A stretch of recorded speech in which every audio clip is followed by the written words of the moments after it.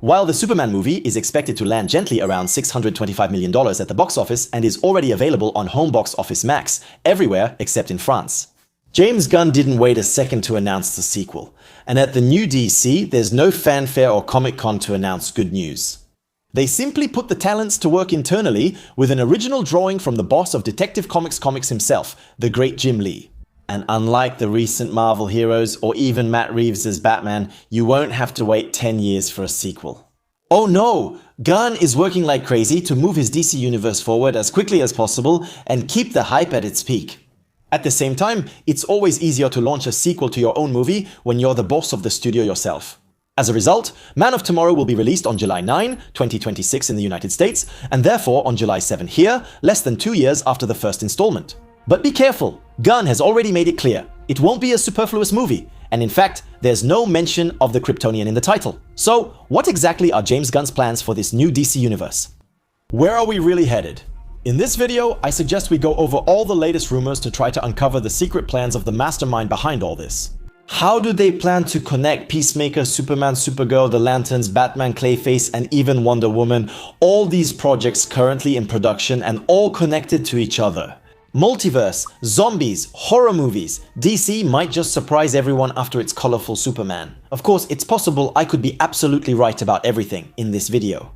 So we're entering the spoiler zone, the zone of all dangers.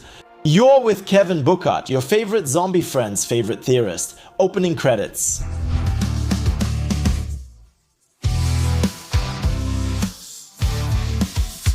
The sequel to Superman. 2 months after its release, Superman is still showing in many theaters around the world, and that's normal. Without reaching $1 billion, it established itself as the big winner of the Detective Comics vs. Marvel duel of the summer, but unlike Henry Cavill's Man of Steel, it brought in much more profit. We're talking about $125.5 million compared to $59 million for Man of Steel when adjusted for inflation. There, the Snyderverse is mentioned. We can move on. A duel that surely pleased James Gunn, who plans to renew the experience next year with Supergirl facing Spider-Man. Brand New Day has just announced its summer 2027 movie. Man of Tomorrow. Scheduled for release on July 9 in the United States, this film will go up against Marvel's Mystery Project wedged between the two Avengers movies. An announcement highlighted by an original drawing from Jim Lee, Jorge Jimenez, and Mitch Gerads. 3 legendary artists at DC Comics and that famous Mystery Project kept secret by Gunn. In recent months, it was none other than Man of Tomorrow. But why reveal this now? Why not wait for New York Comic Con at the beginning of next month? Well, because everything seems to be connected to Peacemaker. A few months ago, James Gunn swore that every DC Universe project could be watched independently, but in recent weeks, it seems he has changed his tune. And he strongly insisted that Peacemaker is the direct sequel to Superman. That it's the must-see series, because it also leads directly to his next film, you got it? Man of Tomorrow, a series that he writes, produces, and directs himself, and in which his own wife plays the character of Harcourt, Peacemaker's love interest. Well, let's just say there's a slight conflict of interest, but anyway, let's go with it. He's sincere and well-intentioned, so you really need to watch it. Peacemaker. If you don't know this character, here's a quick summary. Peacemaker, also known as Christopher Smith, is played by John Cena. He's a mercenary convinced that anything is allowed to maintain peace, including extreme violence. We first discover him in The Suicide Squad from 2021, also directed by James Gunn, where he goes on a rampage and even kills Rick Flag Jr. And one thing's for sure, Gunn loves him so much that he was convinced Peacemaker deserved his own series, a series where he clears his name, after saving Earth from mind-controlling alien invaders. But behind the helmet, Christopher carries a heavy past, a childhood marked by a violent white supremacist father, so he's constantly seeking attention. He dreams of becoming a hero, but remains doomed to a life as a loser. So, what's the connection between this borderline character and the Man of Steel? In Superman, Lex Luthor developed a prison in a pocket dimension, a dimension that lacks Engler here. Metropolis, the end of the movie? That's why he gets arrested and locked up. Since August, the government agency in charge of metahumans remains on high alert regarding any threat related to pocket dimensions. However, Peacemaker's father also had a secret dimension in his closet that he used as a hideout. And in Season 2 we learn that this dimension is actually a passage between several universes. Yes, the DC Universe is already tackling the multiverse, but while Marvel got lost and missed the point, Christopher is sent to a universe where his variant lives an idyllic life. His brother is still alive, his father is loving, and all three of them are considered heroes. So why is Gunn making this announcement now? Probably because an element of the series will be directly connected to the Superman and Man of Tomorrow movie. In any case, that's the theory going around after making certain events from both Suicide Squad movies canon. Peacemaker could very well introduce heroes we know, and possibly with a completely different appearance. Looking at this so-called better dimension where Chris ends up, a few details catch our attention. His father isn't a frustrated racist, but a respected man living in a mansion full of trophies. Except that, when you look a little closer, some details seem strange, because in this world, all the extras who appear on camera are white. No diversity, and it's unlikely to be an oversight since in the rest of the DC universe diversity is definitely present. And this little detail makes us think that this universe could actually be Earth X, a reality where the Nazis won World War II and took control of the world, which completely changes the interpretation. Peacemaker's father may not be frustrated, but he's probably still a jerk. And above all, what about the other heroes? Has Superman become a super Nazi, and is Bruce Wayne a hero or a member of the Resistance? Suddenly, the multiverse becomes infinitely more exciting when this kind of scenario comes into play, where the possibilities are endless. Especially since Peacemaker was supposed to team up with one or more heroes at the end, whom we would have already seen in the DC universe. And just imagine seeing a Superman or even government-issue robot show up in a Nazi universe for real. We all want to see that. Whatever happens, if we are to believe James Gunn, all of this will indeed have a direct impact on the future of the DC Universe Man of Tomorrow. So let's get back to that announcement, as I was saying. James Gunn posted 3 images on social media, each drawn by a different artist. The first one, by Jim Lee, shows us Lex Luthor in his legendary battle armor, an armor that allows him to physically stand up to the Kryptonian or any other threat. Next to him is Superman holding a screwdriver, and if you look closely, there are already 2 screws lying on the ground. So is it Superman who helped his enemy design this armor, or on the contrary, did he sabotage it in anticipation of a betrayal? The second illustration by Jorge Jimenez shows the 2 protagonists fighting side by side, while the third, by Mijats, this time shows Clark and Lex in the middle of a confrontation. The drawing sums up the 3 possible major story arcs of the upcoming movie. Superman needs Lex for something beyond his control. They fight together against a threat, then Lex ends up betraying him in classic Superman fashion. It is a story about Lex Luthor and Superman having to work together to a certain degree against a much, much bigger threat, and it's more complicated than that. It's as much a Lex movie as it is a Superman movie. So what could this sequel really be about? Because Man of Tomorrow is also one of the many nicknames for Superman already used in several comics. Since Gunn's announcement, several clues have been circulating. There's talk of the return of Lois, of Supergirl, but also of Lobo, played by Jason Momoa, who should be introduced in Kara's movie. Not to mention Isabella Merced, who plays Hawkgirl, and Aaron Pierre, the next Green Lantern, who both reposted these visuals with a little comment suggesting they'll be part of it.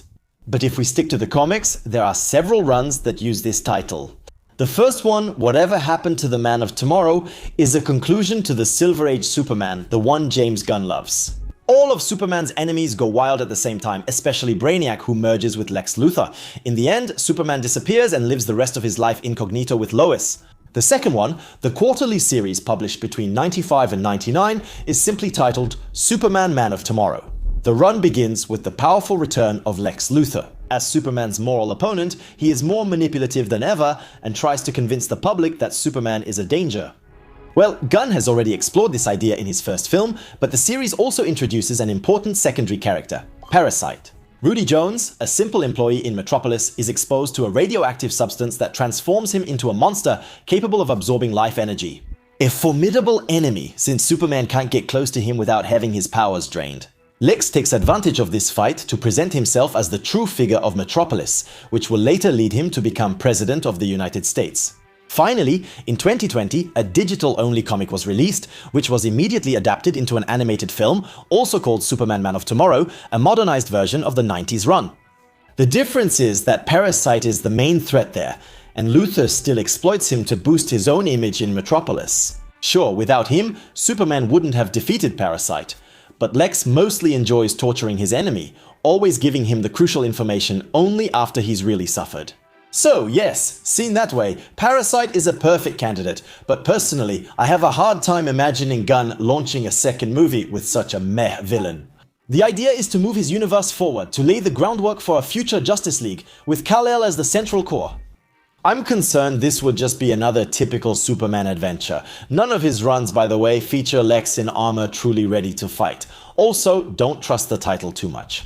James Gunn. He's already shown that he changes them without any problem. He removed Superman's legacy, just like he removed Supergirl's Woman of Tomorrow.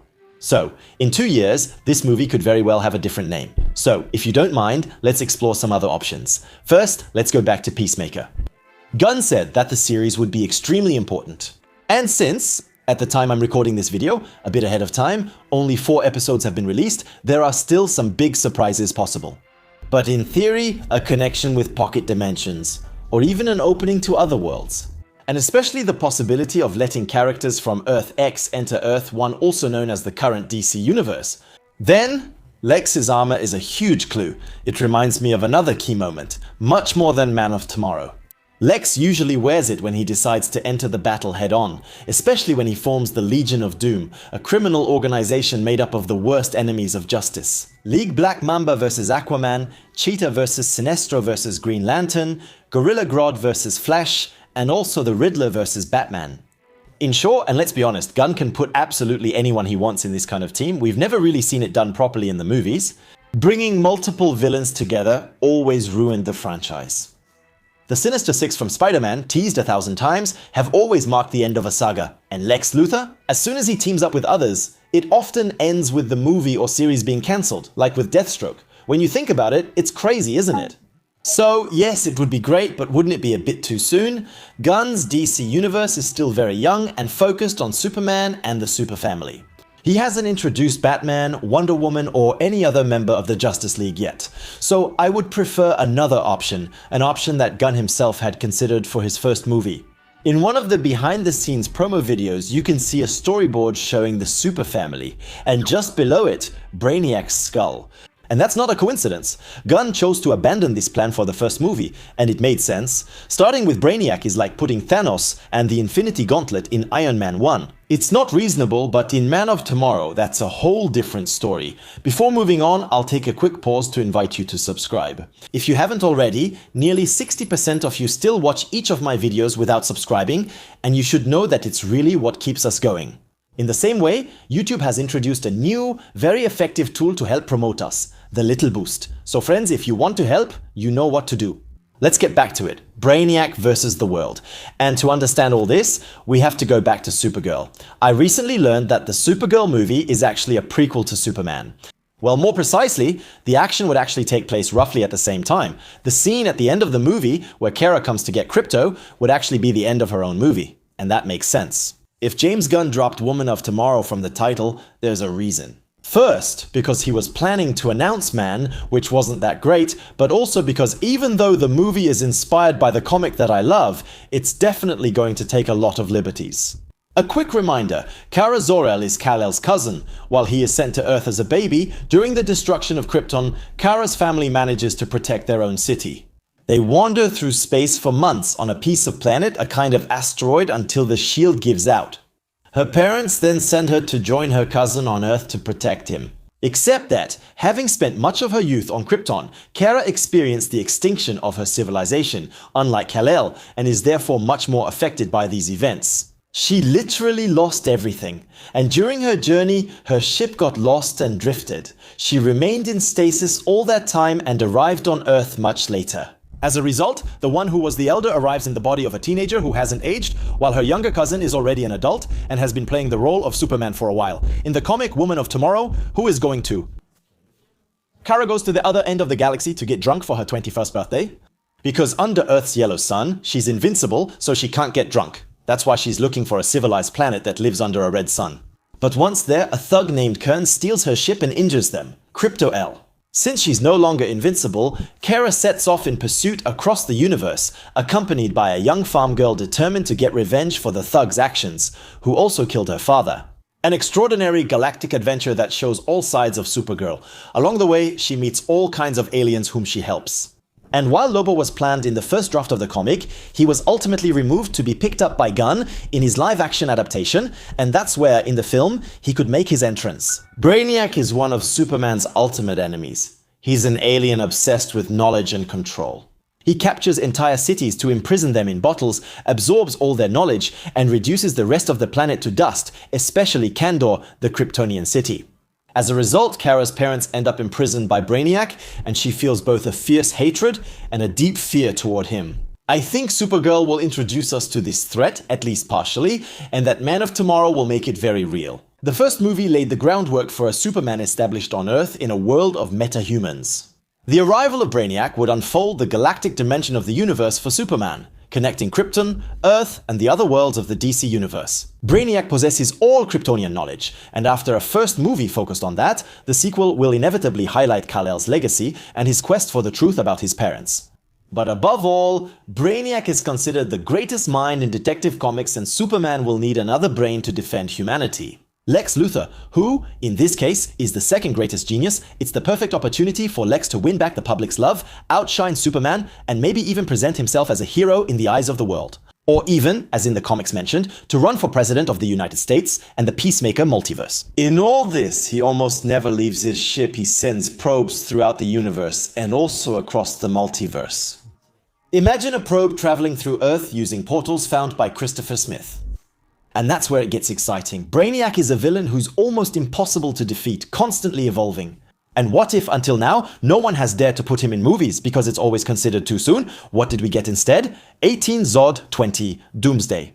And for me, this is the perfect time to finally bring him out. But above all, just like Luthor, Gunn doesn't have to make the mistake that Marvel makes too often. Brainiac can become a recurring threat, simply pushed back in the movie, and he can come back at any time, and this threat could very well have an impact on Gunn's real plan. In the comic, Superman Brainiac, available for only $4.90, I really recommend it, go for it. Superman foils the plans of the Crazy Collector, and spoiler alert, Brainiac gets his revenge by attacking the Kent farm, resulting in the death of Pa Kent. That's a detail to remember, because it could be crucial for what's next. Since this leads directly to one of the greatest arcs in Detective Comics, The Darkest Night, the arrival of the Lanterns. We shouldn't forget that this first chapter of the DC Universe is called Gods and Monsters, and James Gunn didn't choose that title by accident. A fan of dark stories, he produced Brightburn, a horror film about a child inspired by Superman who turns evil. He also loves zombies. Few know he wrote the script for Zack Snyder's Dawn of the Dead. One of my favorite movies, and you're probably wondering why I'm talking about zombies when the title was Green Lanterns. We're getting there. In 2026, the series Lanterns will be released, produced by Home Box Office. It will be presented as a detective drama, like True Detective, but Detective Comics version will follow two Green Lanterns, Hal Jordan and Jon Stewart. Investigating a suspicious death, we don't know yet who the victim is, but if the Lanterns are interested, it must be connected to a galactic threat. Some people think it might be Alan Scott, the very first Green Lantern from Earth, but this murder will actually just be an entry point to a much bigger story. Because, as James Gunn said, these Green Lanterns are going to uncover a terrible mystery that will lead to the overall plot of the DC Universe. We already know that Ulrich Thompson will play Sinestro. It remains to be seen if Gunn will show him already corrupted by fear with his own yellow Sinestro core, or if he will still be a respected member of the Green Lanterns. According to rumors, the series could also introduce Atrocitus, the leader of the Red Lanterns. He might be connected to the murder and could be the cause of the first tensions between the different corps. I think I'm losing you with all this talk about colors. Quick recap of the Lantern Corps. The Lanterns are beings connected to the powers of emotions, and each corps represents a color whose powers are linked to a lantern. Green Lanterns, the universe's police, are powered by willpower. The Yellow Lanterns use their enemy's fear, with Sinestro as their leader, the Reds channel rage, and the Blues are connected to hope. They boost the Greens, but on their own, they're pretty limited. The Indigos represent compassion and serve as guides for the others. The Violets are connected to love, and Orange represents greed. So there's only one ring of that color in existence. And finally, the Black and White Lanterns, who are going to be very interesting for us, because the biggest rumor right now is that Gareth Dillahunt would play Black Hand. The actor, already confirmed for the series, reposted a simple image shared by a fan page where indeed he is presented as Black Hand, and he added an emoji. That was enough to set the internet on fire. And for good reason. Black Hand is one of the iconic villains of the Green Lanterns, besides his ability to absorb the energy of the rings. He is obsessed with death. He is the one who will become the first leader of the Black Lanterns and who triggers the cult event, the Blackest Night. This arc concludes the monumental era of Jeff Johns on the Lanterns, a 6-year run that patiently built up this prophecy. The Blackest Night begins when a Black Lantern appears in a fallen world. From this battery, dozens of black rings emerge, sent across the universe, rings that awaken the dead. And at this point in time, many heroes and villains have already fallen, including Batman, and they all rise again in zombie mode. But it's not just the heroes, since Pa Kent, let me remind you, who died following Brainiac's attack, also rises from the grave to haunt Clark. This extremely violent and dark story sees Black Hand play a major role. He turns a large number of heroes into Black Lantern zombies serving Necron, the entity of death. Facing him, the different Lantern Corps who were at war are forced to unite. Many heroes temporarily become deputies, like Flash as a Blue Lantern, Atom as an Indigo, Myra as a Red Lantern, and Wonder Woman, who returns from the Black Lanterns. Thanks to the love of a violet ring, even villains join the dance: Scarecrow, who gets a yellow ring of fear, of course, and Larfleeze, who grabs the orange ring of greed, which suits him perfectly. But in the end, it's Hal Jordan who creates the White Lantern Corps, literally embodying life, to put an end to Necron's zombies and resurrect a large part of the universe's dead. Detective Comics. In short, a dark, violent, epic story, a true zombie tale, Detective Comics style, that could perfectly serve as a conclusion to this first chapter, Gods and Monsters. But all this raises a question. For now, we still haven't seen either Batman or Wonder Woman. Where is Batman? James Gunn recently stated that his goal was to introduce the Detective Comics trinity as quickly as possible. A Wonder Woman movie is therefore in active development, and two actresses seem to be the frontrunners for the role. Ana de Armas, the current star whose gaze just destroys me. There, I said it. But honestly, I don't see her in the role of Diana. Because the internet's favorite is actually Adria Arjuna, the girlfriend of a certain Lobo, or rather, of his actor, Jason Momoa. She previously acted in one of James Gunn's early films, and he really likes her. She certainly fits the profile for Wonder Woman. At the same time, a prequel home box office series about Themyscira is also in production. Described as a Game of Thrones, it will explore the politics of this island forbidden to men. But let's talk about what everyone really wants to know. Where is Batman? We know that he has been active in Gotham for several years, as confirmed by the series Creature Commandos. But no concrete project seems to be planned for the world's most popular hero before 2028. Before the Man of Tomorrow announcement, everyone on the internet thought that Gunn's famous mystery project would actually be World's Finest, the story where Bruce and Clark work hand in hand. But no, he promised Matt Reeves that there wouldn't be two different Batmans from two universes in the same year. And this decision to separate the Detective Comics universe and Elseworld is already starting to cause problems, because a Detective Comics universe without Batman doesn't really make sense. And as if that wasn't enough, in 2026 the Clayface movie will be released, a project that's a bit off topic, approved by Gunn simply because the script was excellent, which is a very good reason in itself. But it's still the story of a villain, from Batman in Gotham without Batman. Doesn't that remind you of something? Yes, the Sony Spider-Man universe without Spider-Man. So, maybe it'll be really good, but you can't deny that all of this is still weird but mostly annoying, especially since this Batman 2 will actually be released on October 1, 2027. And since Gunn hasn't announced anything yet for Batman in the DC universe, he clearly doesn't want to lose the audience. So what if, in the end, Gunn had resigned himself to making Pattinson his Batman?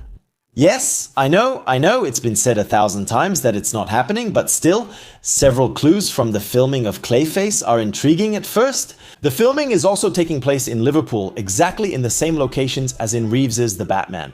And we know that Matt Hagen, the actor who will become Clayface in the film, is going to sue those who injected him with the substance responsible for his transformation. So, we might see the same buildings as in Reeves's film again. It's curious, isn't it? Another detail, we see a newspaper mentioning the drug Bliss, the same one as in the Penguin series. And at the same time, the police logos and cars are not the same as in Reeves's universe. So despite these nods, everything suggests that they're not. The Batman isn't secretly part of the DC universe, but it's still suspicious, so when will we see Batman? It's still a mystery. The movie that's been planned since the announcement of Chapter 1 is still The Brave and the Bold, but it's entirely possible that this particular project has been cancelled or put on hold. Gunn admitted that a planned movie had its script reworked several times before he realized it just wasn't working at all. Personally, I think he was talking about The Authority, but it's just as possible that it's the movie about the Bat family, and in that case, Gunn is simply taking his time, because you can't afford to mess up a movie. Batman, and of course everyone dreams of being the next Batman.